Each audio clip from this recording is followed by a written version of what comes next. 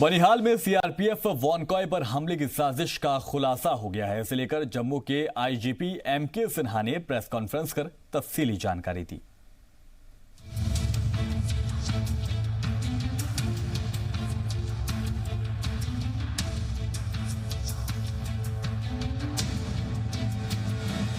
बनिहाल में सीआरपीएफ कानवाय पर हमले की नाकाम साजिश दहशतगर्दाना तंजीम हिजबुल मुजाहिदीन और जैश मोहम्मद ने मिलकर रची थी।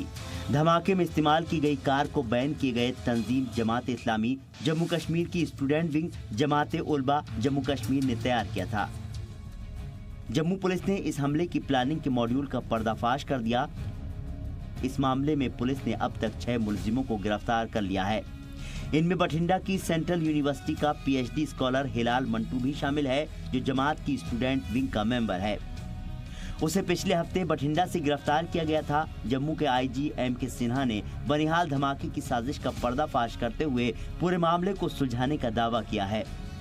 In the intervening period from today, since then, we have almost cracked the case completely, and 6 persons in all have been arrested.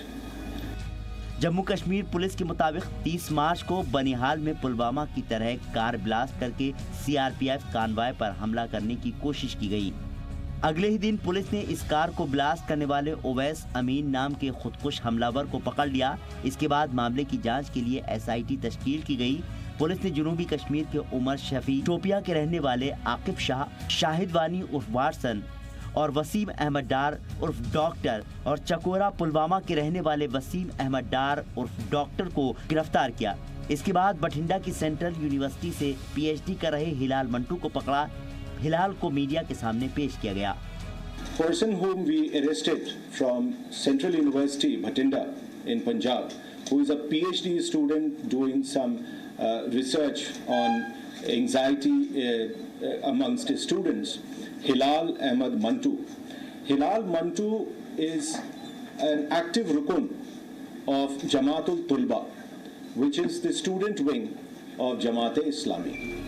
IG Sinha ने इंकशाफ करते हुए ये भी जानकारी दी कि उनकी पूछताछ से पता चला है कि जमात-ए-इस्लामी जम्मू कश्मीर बड़े पैमाने पर जिहाद के लिए नौजवानों को बरगलाने में लगा हुआ है।